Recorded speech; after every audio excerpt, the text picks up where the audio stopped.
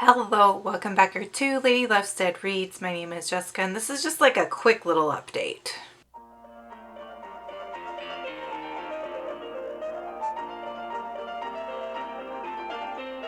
If you're new here, welcome. If not, welcome back.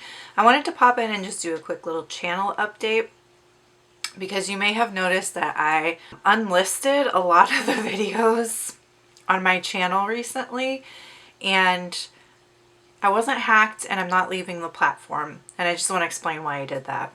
I've been on Booktube for 5 years. It'll be 5 years in September.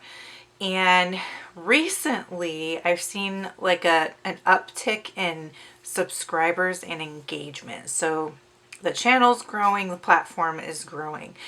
Now, when I first started Booktube, I really didn't know like where I was going to fit in this space, as is really common for booktubers.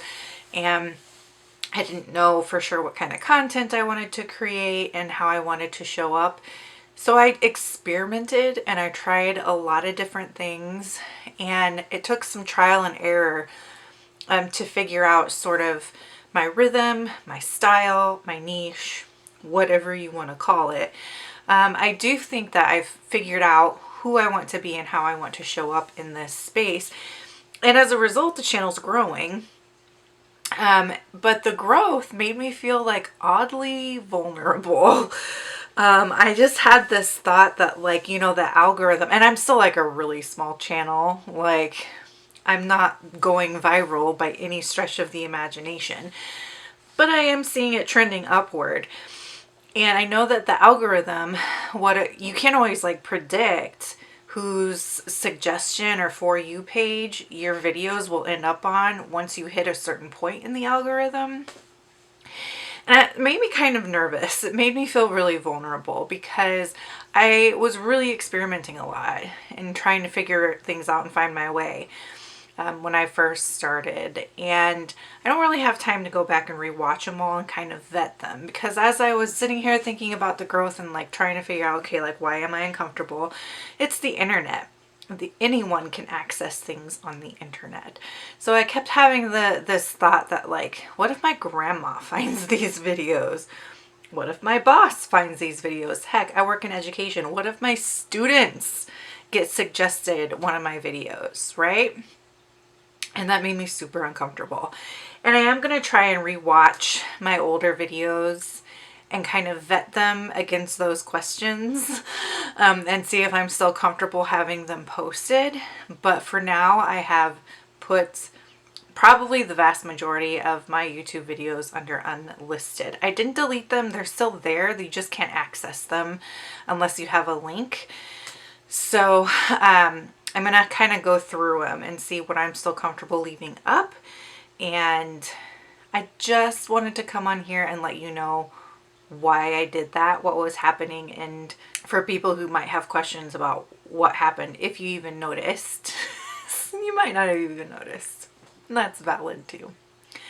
Moving forward, I am unsure how I want to do my vlogging. I don't know if I want to kind of pare them down a little bit and continue posting them on the channel for public access, or if I want to make them like a Discord only access for the vlogs. I haven't decided yet. I'll figure it out as I go. And one of the things I'll say here, because I'm not a big channel, I'm still a very small channel. I still have under 500 subscribers. But one thing that has allowed me to continue to be in this space and not burn out and whatnot is learning from my predecessors, essentially. So I watch a lot of big booktubers who have thousands, hundreds of thousands of subscribers, and I try to learn from their experiences in being in this space. And I'm doing this proactively and not reactively. I've had maybe one negative experience in my 5 years of being here. Otherwise, it's been very, very pleasant. Very pleasant and very positive. And I want to keep it that way. So I'm trying to be proactive in the event that the channel continues to grow, figuring out how I want to handle a bigger audience and the potential for these videos landing on the desk of someone who otherwise wouldn't have seen it since I've grown a little bit. So that's kind of the logic. Nothing bad has happened to trigger this.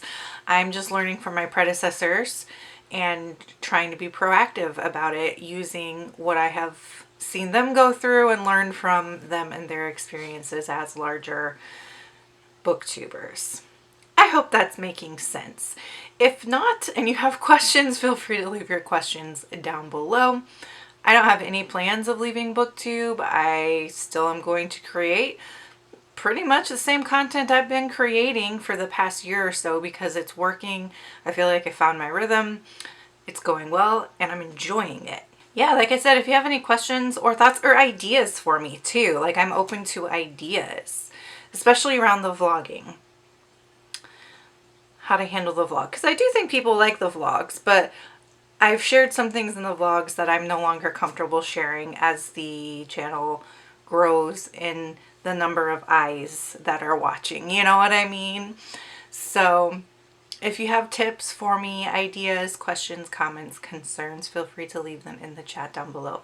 I hope you're all having a wonderful late summer. If you just want to leave me an emoji to let me know that you're here, leave me the thumbs up emoji, because we're all good.